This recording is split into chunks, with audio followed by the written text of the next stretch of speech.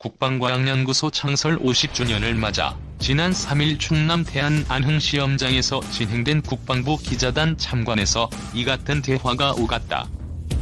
차세대 전투기 사업의 핵심 장비인 에이사 레이더를 두고 기자단과 연구원들 간절히 응답을 주고받다가 나온 대화였다. 현장에서 본 에이사 레이더는 넓이 70cm, 두께 25cm의 크기였다. 팔각형에 가까운 모습이었는데 겉모습만으로는 판단이 어려워서 기자단이 레이더 내부 모습을 볼 수 있는지를 물었고 연구진이 이를 거부한 것이었다. ADD 연구진이 에이사 레이더 내부 모습을 공개하지 않은 것은 보안 때문이다.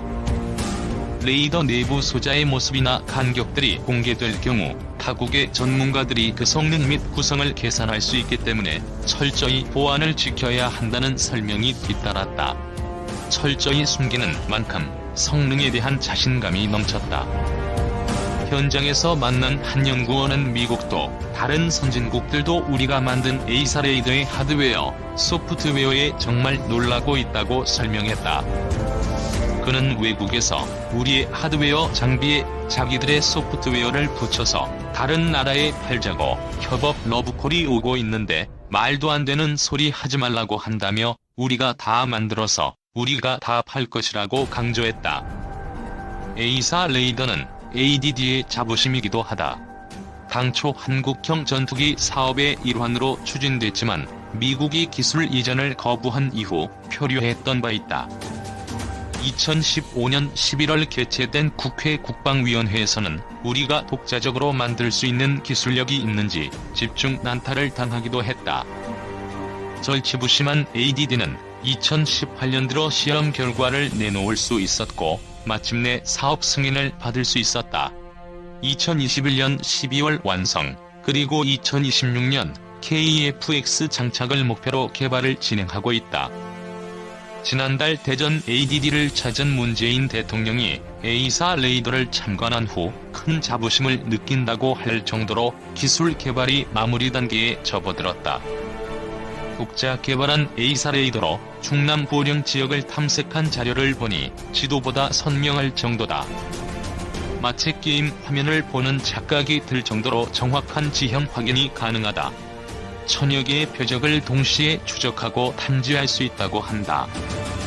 우리 전투기 및 정찰기의 성능을 배가시켜줄 핵심 장비인 셈이다.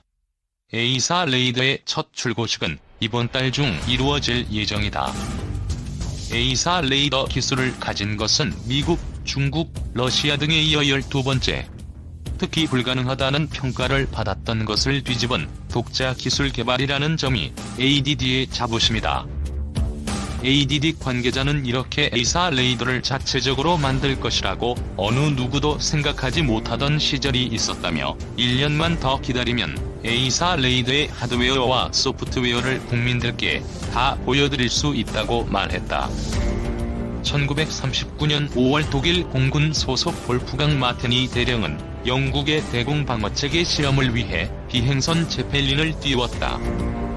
그러나 비행선이 도보해협을 채 건너기도 전에 영국 레이더 기지국에서 쏘아 보낸 전파 신호는 이미 알루미늄 코팅 비행선에 다 기지국에 되돌아오고 있었다. 독일 공군이 영국 해안을 정찰하는 동안 제펠린선은 육중한 몸을 구름 속에 감추고 있었으나 영국은 제펠린선이 움직임을 손금 보듯 들여다보고 있었다. 영국 공군이 웰헤드에 세계 최초로 설치한 방공 레이더 체인호미 레이더 철탑들은 전신 라디오 탑처럼 보이려고 작동을 멈추고 있었다. 그 때문인지 1940년 7월 영국의 레이더 방어 현황에 대한 독일 공군의 최종 보고서에는 체인홈에 대한 언급이 없었다. 독일의 무적 전투기 메서 슈미트 BF-109와 하늘의 맞수로 불렸던 영국의 스피파이어 전투기. 그해 여름 서유럽 지역 대부분을 집어삼킨 히틀러는 영국을 굴복시키기 위해 공습에 나섰다. 디데이인 8월 13일 새벽 영국군은 프랑스 아미엥, 딜프, 쉘브르 상공으로 떠오른 독일 비행편대들의 상황을 이미 파악하고 있었다. 그러나 독일은 그들이 자랑하는 융커스 87 슈투카 급강하 폭격기와 슈투카를 호위하는 무적의 전투기 메서 슈미트 BF-109의 BF-110을 내세워 영국 하늘을 접수하려던 참이었다. 슈투카는 목표물을 향해 급강하할 때 나는 제리코의 나팔 소리로 알려진 사이렌 소리로 연합군에게 극도의 공포감을 심어준 폭격기였다. 메서슈미트 BF-109E는 2차 세계대전 당시 유럽 전선에서 하늘의 마수로 불렸던 영국의 스핏파이어와 자주 비교되는 전투기였다. 독일기들 도버해협 공중전에서 추풍낙엽 영불해협 공중전에서 독일군을 무찌르는 데 결정적으로 기여한 체인홈 레이더 시스템. 1935년 체인홈을 개발한 로버트 왓슨 와트경. 증기기관을 발명한 제임스 와트의 후손이다. 독일은 런던을 초토화하고 영국의 항복 문서를 받아낼 꿈에 부풀어 있었다. 하지만 수백 대의 독일 융커스가 영국 상공에 도착해 전격적으로 공습을 하려는 순간 레이더로 독일 공군의 움직임을 미리 파악한 영국 공군의 스핏파이어 와 허리케인 전투기가 높은 고도에서 매복하고 있다가 메가 쥐를 사냥하듯 급강하해 독일기를 향해 기관총을 퍼부었다. 이날의 공중전을 역사가들은 영국 본토 항공전의 공식적인 시작으로 기록하고 있다. 이날 이후 템스강 하구의 해협 상공에서 10일간 대규모 공중전이 펼쳐졌고 훗날 이 지점을 지옥불과 같은 곳이라는 뜻의 헬파이어 코너라고 불렀다. 8월 8일까지 벌어진 해협의 전투기간 동안 영국 공군은 148대의 전투기를 잃었고 18척의 수송선과 4척의 구축함이 격침됐다. 반면 독일 공군은 영국 레이더의 활약과 스핏파이어, 허리케인 전투기의 활약으로 248대의 항공기를 잃었다.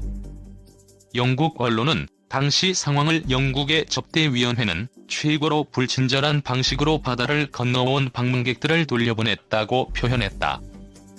암호명 독수리의 날로 1940년 8월 15일 본격적인 영국 공습을 계획했던 독일은 영불해협을 사이에 두고 벌어진 전초전, 해협의 공중전에서 패하면서 영국 본토 점령 계획을 수정하지 않을 수 없었다. 독일은 10월 11일 당초 계획했던 영국 상륙 계획보다 사자 작전을 무기한 연기했다. 설상가상으로 소련과도 전쟁이 붙자 독일은 영국 본토 공습 대신 잠수함 유보트를 이용해 보급로를 차단하는 통상 파괴 작전으로 전환한다.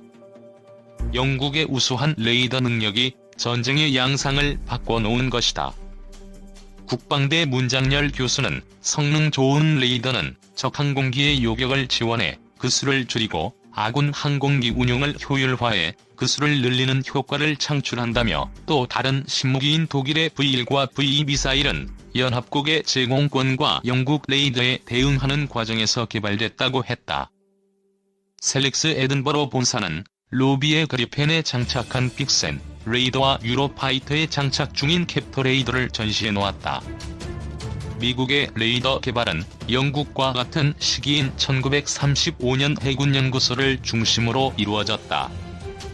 1940년 영국의 레이더 연구자들은 자신들의 연구 노하우를 미국에 전달했고 미국은 이를 토대로 자신들의 전자산업과 시너지 효과를 일으켜 레이더 기술을 확보해 나갔다. 1941년 12월 7일 일본군의 진주만 공격이 있기 전까지 미국은 132대의 레이더를 미 해군에 설치했고 79대를 민간 선박에 공급했다. 미 육군은 1936년에 펄스 레이더 개발에 착수했다. 미 육군은 SCR-270 레이더를 112대 배치했고 이 중 하나가 일본 항공대의 진주만 공격을 탐지했다. 하지만 미 육군 관측병은 이를 하와이로 이동 전개하는 미 육군의 B-17 비행대로 오인하는 실수를 범했고 진주만은 불바다로 변하는 화를 당하고 말았다. 미국은 영국의 기술 제공을 기반으로 제작한 SCR-270 레이더로 태평양 전쟁에서 일본의 제로센 전투기를 상대로 크게 재미를 본 데 이어 6.25 전쟁에서는 급기야 전 세계 최고의 레이더 강국으로 부상하게 된다. 6.25 전쟁 당시 미 공군의 F-86F 세이버 전투기는 거리 측정 레이더를 장착해 중공과 북한군의 미그-15 전투기를 상대로 13대 1이라는 격추율을 기록하는 공중전의 신화를 창조했다. 1953년 6월 30일 극동 공군 소속 F-86F 세이버가 미국이 16대를 파괴해 하루 최고 격추 기록을 경신하기도 했다. 이로써 유엔군은 전쟁 발발 2개월 만인 1950년 8월 한반도 전역에서 제공권을 장악했으며 그 결과 북한군의 남하를 저지하고 연합군 지상군과 해군의 작전을 보장할 수 있었다. 러시아는 1941년 6월에 레이더를 생산한다. 독일군은 러시아의 레이더 개발을 저지하기 위해 주요 러시아 레이더 개발 연구소를 집중적으로 공습했고, 러시아는 레이더 개발 시설에 치명적인 손상을 입고 말았다. 일본은 비록 마이크로웨이브 마그네트론 기술을 일찍이 개발했지만 민간 과학기술자의 기술 관심보다 군사 우위의 비밀 통제와 재료 부족 등으로 레이더에 적용하는 데 실패했다. 1925년 도호쿠 대학 야기 히데스구 교수는 마이크로웨이브 마그네트론 기술을 이용해 레이더를 발명하자 해외에서 큰 반향을 불러일으켰다. 1942년 파라볼라 안테나가 등장하기까지 야기 레이더로 호평을 받았던 이 레이더는 정작 일본에서는 찬밥 대우를 받았던 것이다. 게다가 일본 군부는 1936년 해군연구소가 일본도 야간 탐지가 가능한 레이더를 개발해야 한다고 요청하자 레이더는 야간에 등불을 켜는 것 같은 행위로 스스로 위치를 노출시키고 말 것이라며 일축했다. 레이더 전쟁의 측면에서 보면 처음부터 일본은 미국에 일방적으로 두들겨 맞았고 영국과 독일 사이처럼 처절한 전파 전쟁도 없었다. 일본이 레이더를 갖고 있지 않은 불리함을 최초로 맛본 것은 미드웨이 해전의 야간 전투였다. 미국에 비해 레이더 기술이 낙후된 일본은 본토 상공도 미국에 내주고 말았다. 제2차 세계대전 중 발명된 레이더는 인류에게 원자폭탄 이상으로 커다란 영향을 끼쳤다. 당시 전쟁용으로 개발됐던 레이더 기술은 오늘날 실생활에서 광범위하게 사용되고 있다.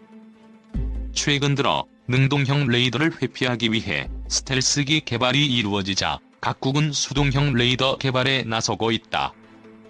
보통 레이더는 전파를 항공기 등 목표물을 향해 쏜 뒤 목표물에서 튕겨져 나온 반사파로 목표물을 탐지하는 능동형 방식이나 스텔스기는 이 방식이 잘 먹히지 않기 때문에 반대로 목표물에서 내는 전파를 탐지해 찾아내겠다는 것이다.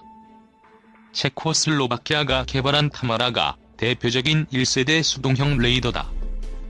체코는 이를 유고슬라비아와 이라크, 러시아 등에 수출했고 코소보 사태 때 미국의 스텔스기 F-117이 처음으로 격추된 것은 타마라의 역할이 결정적이었다고 한다.